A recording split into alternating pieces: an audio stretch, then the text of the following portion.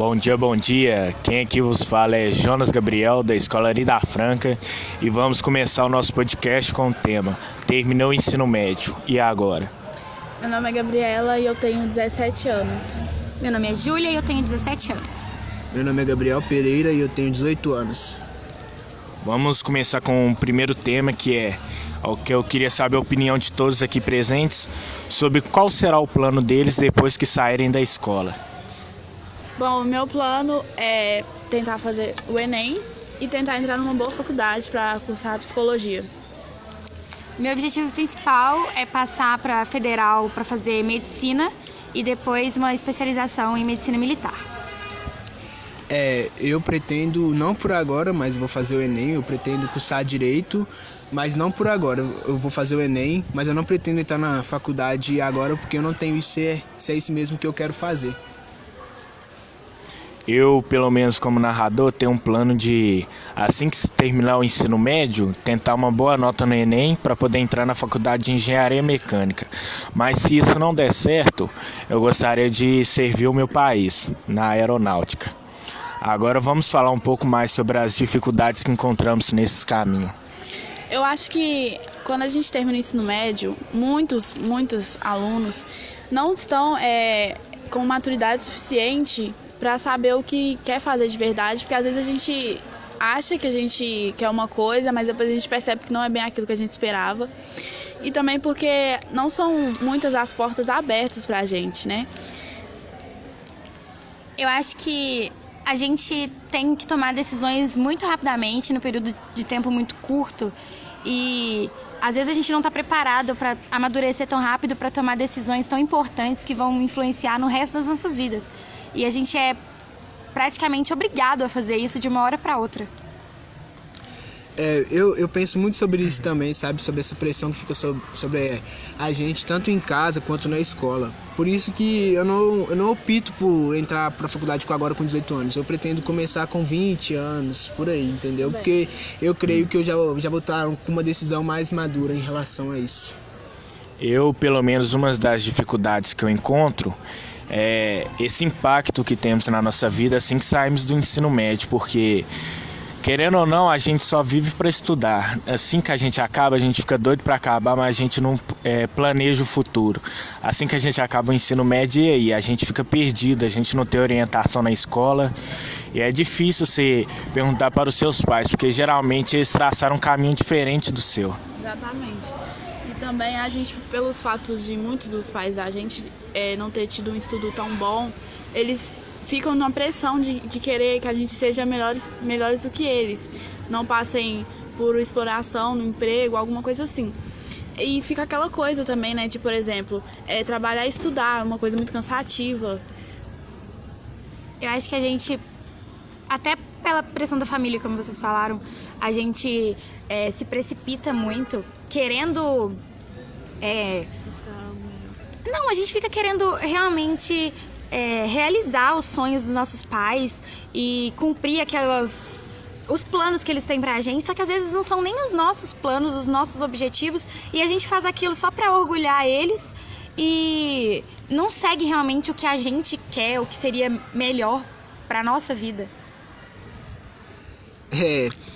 Eu tenho conversado bastante com isso, sobre esses assuntos com a minha mãe, né?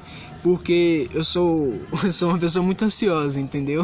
Eu sofro muito de ansiedade e às vezes eu quero as coisas muito rápido, sabe? Mas não é assim. Às vezes eu mesmo não dou o tempo para mim tomar certas decisões, e eu tenho encontrado essas dificuldades, sabe? De dar tempo para mim e escolher as coisas com mais calma e pensar mais à frente.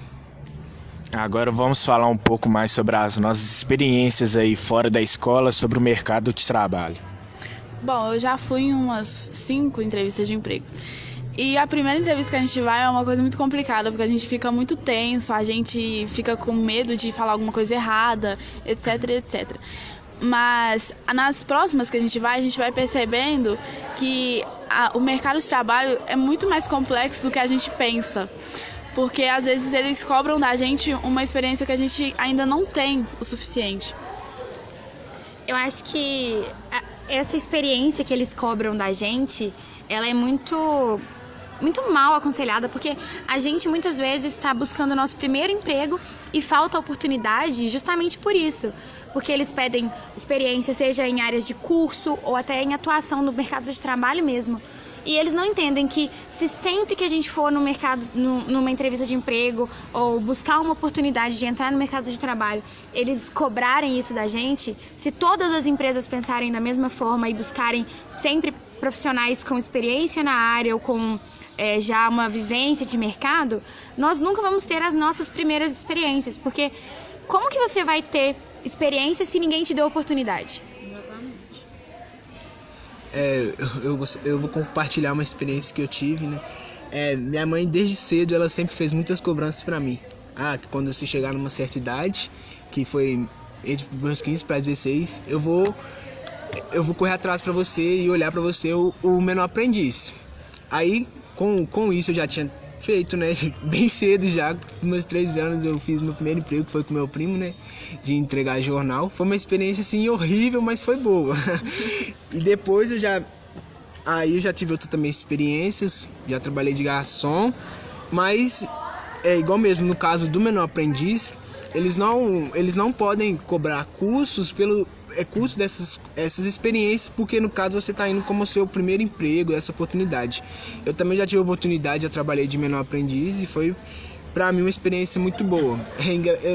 Ela falou aqui de entrevista, eu tô lembrando aqui também, quando eu fui na entrevista, né, eu fiquei bem tenso, porque eles falando assim, né, eles me chamaram várias vezes. Fazem um tanto de perguntas. E muitas das vezes você não é você mesmo, principalmente na primeira você não é você mesmo. E eles dão uma orientação pra gente. Eu lembro que um caso, né, que eu fui lá uma vez, aí eles falaram pra me voltar. Aí eu não podia ir com piercing, essas coisas, e na época eu usava piercing no nariz, né? Aí, tipo assim, eu já tinha até esquecido, pô. Aí eu tirei os brincos e tal, aí eu cheguei lá com piercing no nariz. Eu nem lembrava, a moça pegou e falou pra me tirar. Mas fora isso, deu tudo certo e eu consegui meu emprego. Mas eu creio que essa cobrança, cara, eu creio que deve ser na área profissional. Assim, igual mesmo para nós que estamos ainda na fase da adolescência, que nós somos considerados adultos mesmo a partir dos 21, né? Então eu acredito que não deve haver essa cobrança toda e também é muito concorrido o mercado. Eu, pelo menos, tive o privilégio de passar por várias entrevistas e vi que a maioria dos meus concorrentes eram jovens de 20, 18 anos que não tinham experiência nenhuma, e por isso eles entravam com certa desvantagem de concorrer com nós que ainda estávamos cursando o ensino médio. Quando eu passei na minha entrevista, consegui o meu emprego, vou falar a verdade que o programa Menor Aprendiz veio com uma ideia boa de dar experiência para quem não teve oportunidade antes. Mas, infelizmente, ele é muito mal executado. Porque o que você aprende no curso, você não pratica na empresa. E a empresa, infelizmente, não dá valor para você. É tipo um escravo menor aprendiz. Agora vamos falar sobre qual que é a nossa opinião e o que a escola podia ajudar nesse requisito. Eu acho que muitos professores fogem muito desse tema de quando a gente sai da escola, principalmente no terceiro ano, não são todos, mas eu acho que deveria ter mais um apoio, um auxílio da escola para, tipo, tem muita gente que sai da escola sem saber o que é um Pronatec, um SISU, e isso eu acho muito importante a escola tá dizendo pra gente e abordando, né? Porque sair daqui sem orientação nenhuma, a gente vai ter que se virar daqui pra frente. Então, nem sempre o pai e a mãe teve um estudo suficiente para ajudar a gente a entender essas coisas, né? Porque muita coisa mudou também de lá pra cá. Eu acho que a escola poderia até trabalhar essa questão que a gente falou das entrevistas de emprego, de dar mais de compartilhar vivências, experiências que os professores passaram, porque, querendo ou não, eles são uma referência que a gente tem.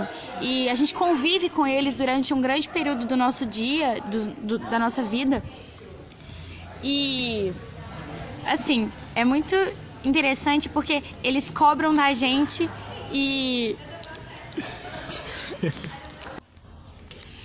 Então, eu acho que até pelo mercado de trabalho, exigir da gente experiências comprovadas, a gente tem que ter experiência, mas tem que ser de carteira registrada, porque se a gente tiver experiências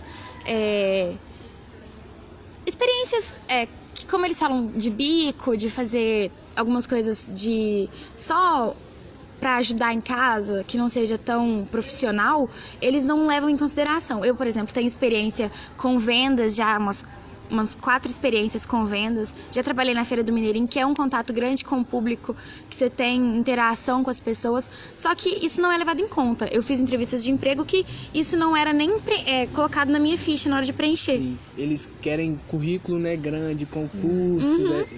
Eles olham muito o nome das empresas que você trabalhou também. Acho que falta da escola essa instrução, até alguns programas que a gente sabe que tem, mas a gente não conhece, não sabe como é que funcionam. Alguns alunos não sabem direito como que funciona depois do Enem, como é que faz a inscrição do Pronatec, ou do ProUni, ou do FIES, ou do SISU. Então, programas públicos realmente existem vários, só que a gente tem que também saber usar eles a nosso favor. E eu acho que falta conhecimento da nossa parte e da escola passar isso pra gente. O que eu vou falar aqui agora é que eu acredito que, pelo que eu vejo, que a escola, elas sempre falam sobre essas questão mais de Enem, sabe, dessas coisas, mas a gente é falado bem pouco do que é aquilo que a gente vai usar naquela profissão que a gente quer exercer. Eu falo em questão também dos cursos que tem na faculdade, testes vocacionais. A gente aqui é meio que só vem pra escola mesmo, estudar, que a cobrança maior que nós temos é que você tem que estudar, passar no Enem com uma nota boa, entrar numa faculdade boa e ter um emprego. Aí beleza, mas como que você vai fazer para você chegar lá? Eu falo nesse sentido de que das coisas que você tem que fazer, dessas orientações que a gente não tem. Nós temos essa orientação, no caso, só do estudo e muito pouca experiência.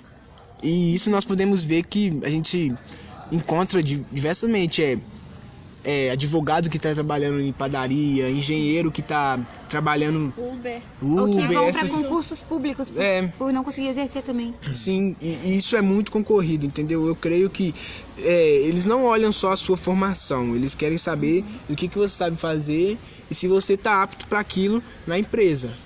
Eu acho que muito do que eles cobram da gente é para padronizar a gente. Então, por exemplo, às vezes o meu forte não é a área de letras ou a área de humanas, e eles me cobram isso tanto quanto me cobram a minha área de atuação prioritária.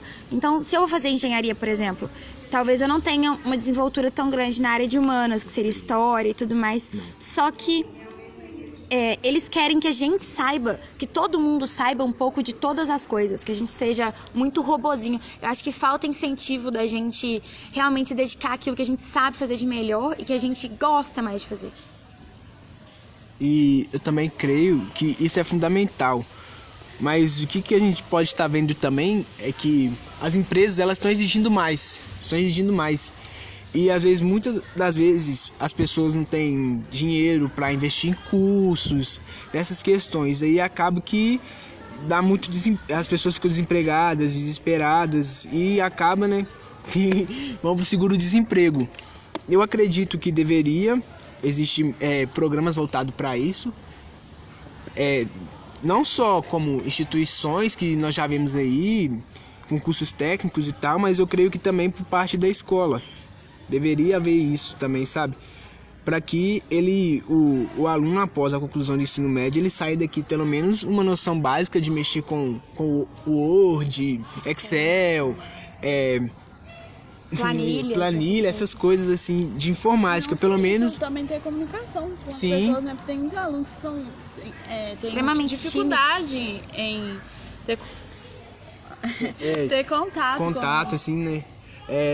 Eu particularmente assim, quando eu trabalhei, como menor aprendiz, eu trabalhei numa secretaria de uma faculdade, então eu fui perdendo a minha timidez, tanto com apresentações de trabalho na escola, e isso eu perdi ao longo do tempo, e isso eu não tenho com tanta dificuldade. E sabe, eu creio também que a comunicação a nossa fala, como nós tratamos o próximo, como nós conversamos com as pessoas desconhecidas, isso também conta com um ponto muito forte. A nossa postura, essas coisas assim, entende? Eu, pelo menos, quando eu trabalhava, eu só trabalhava mesmo e vinha pra escola, porque estudar já era outro caso, porque, querendo ou não, sobrecarrega muito, só. Você não consegue conciliar as duas coisas. Porque, querendo ou não, o trabalho, você vive no trânsito, tem o estresse, tem aquele trem dos custos, de responsabilidades novas. Então, eu só trabalhava e vinha para a escola, só estava presente aqui na escola, porque estudar é muito difícil, é um impacto grande, porque você tem que acostumar. É muito diferente você estudar, chegar em casa, almoçar e descansar e fazer seus para-casas. Talvez nem acostumar, mas adaptar mesmo, né? Porque acostumar, acho que a gente nunca acostuma. Com o cansaço. Eu acho que também falta da escola essa coisa de alguns cursos a gente sabe que são integrais. E a gente tem na escola essa noção de que não, você vem pra escola, você estuda um determinado período e no outro período você tá livre para trabalhar, para fazer, para ter sua vida social. E a gente sabe que alguns cursos são integrais e tem trabalhos enormes que exigem muito da gente.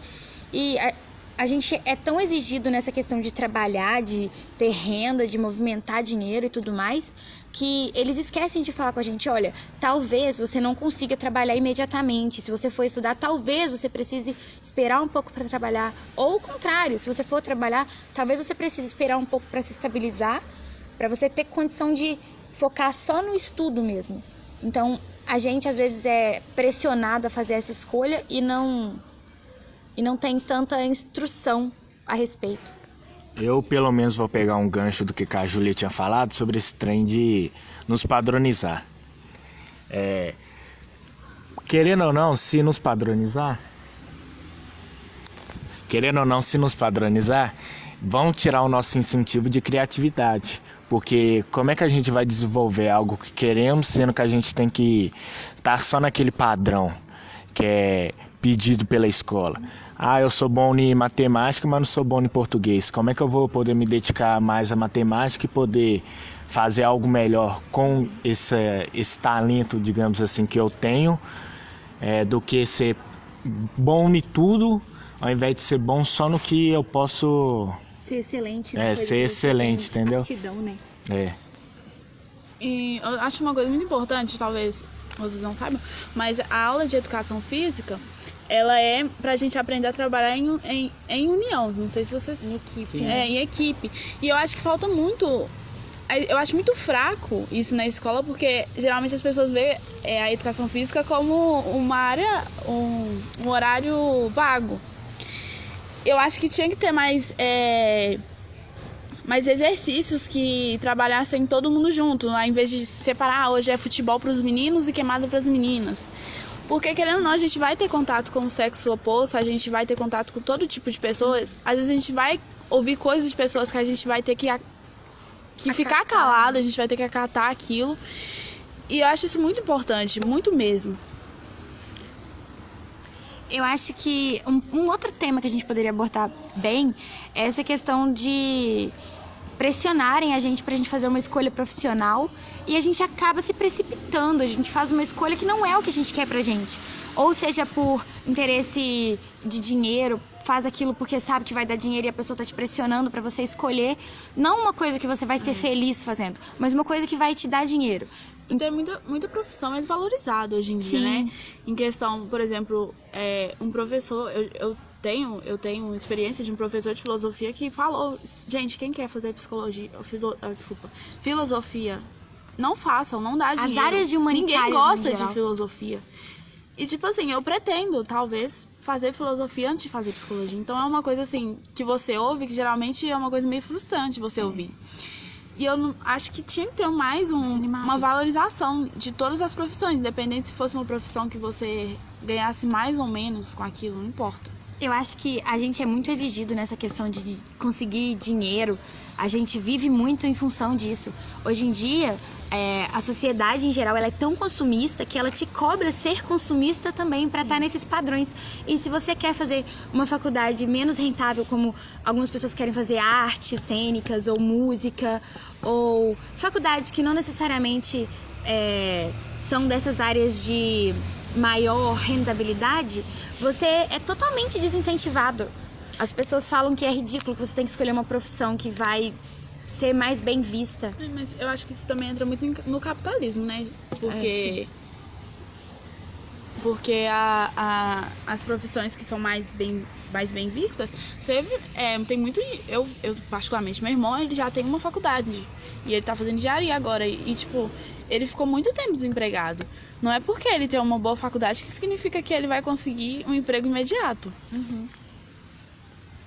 Eu acredito também que essas questões, geralmente as pessoas olham o quanto de dinheiro aquela profissão vai render para ele, para depois ela ver os processos de tudo aquilo que você tem que fazer. E isso acaba que muitas pessoas se frustram e vê que não é aquilo que ela quer, aí entra na faculdade, tranca a faculdade no primeiro período, ou então aí vai que acaba que não vê isso, aí volta tudo de novo, estuda para Enem, faz Enem e acaba que a pessoa não se decide. Uhum. Infelizmente, dinheiro hoje é um mal necessário. É o famoso papel do mal. Se você não tem, você não vive. Se você não tem, você passa fome. Se você não tem, você não consome nada. Então, hoje a sociedade, elas não buscam querer fazer algo que a satisfaçam. Elas buscam querer fazer algo que encham a conta bancária. E eu, pelo menos... puxando um pouco disso daí sobre se precipitar, primeira coisa que as pessoas olham, é novo, ele tem tempo, a gente nova só faz burrada, faz tudo errado. Mas lógico que a gente vai fazer tudo errado. A gente acabou de sair do ensino médio e não sabemos como que funciona o mercado de trabalho, não sabemos como que devemos nos comportar lá fora. É lógico que a gente vai fazer burrada. Infelizmente, quando saímos do ensino médio, a gente vai bater a cabeça até se adaptar ao mercado de trabalho atual. Uhum. Eu acho que isso volta num tema que a gente falou mais no início, que é daquilo de que o mercado de trabalho, ele constantemente... A sociedade está constantemente gerando pessoas para entrarem no mercado. Então, por exemplo... No ano passado, as pessoas que estavam no terceiro ano foram jogadas no mercado de trabalho.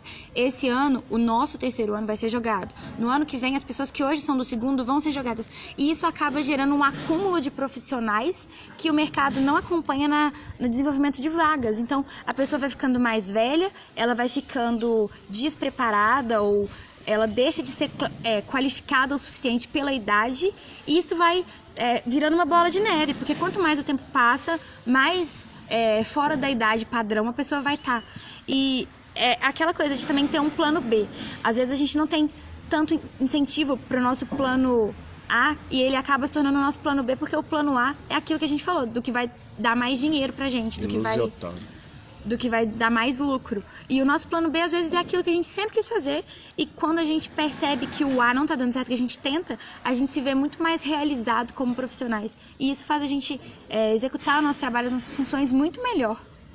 Eu também acho, voltando no assunto de questão de valorizar as outras profissões, que não são tão bem vistas, eu acho que isso tinha que mudar muito, porque se todo mundo decidir fazer medicina, todo mundo decidir fazer engenharia, e como é que a gente vai ter um gari ou então um cozinheiro? Todas as profissões umas sustentam as outras, exatamente, né? E isso eu acho muito errado as pessoas falarem assim, por que você não faz, por exemplo, falar, eu vou fazer filosofia, por que você não faz medicina? Uma área que dá muito dinheiro. Mas nem sempre, gente, nem sempre. Às vezes a pessoa tá ali e fica aquela coisa, né? Você chega no hospital hoje em dia, muitos médicos não têm amor no que eles fazem.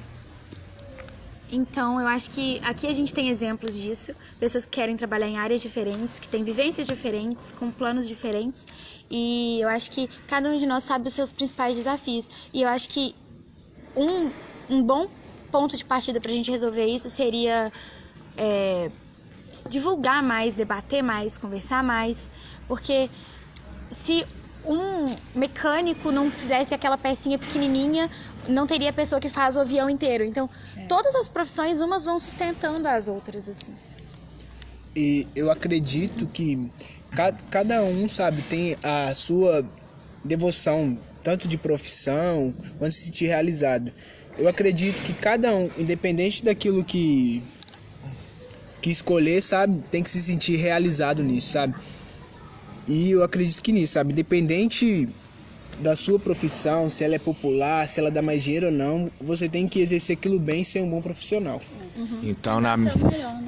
Então, aqui na minha opinião, só para concluir, não façam escolhas pela sociedade, fujam dos padrões. Se a sociedade mandar você se mover, não se mova, fica parado. Se for sua vontade, fica parado. Fuja dos padrões, seja autêntico e aproveite a vida é só duas, o antes e o depois. Então aproveitem a vida.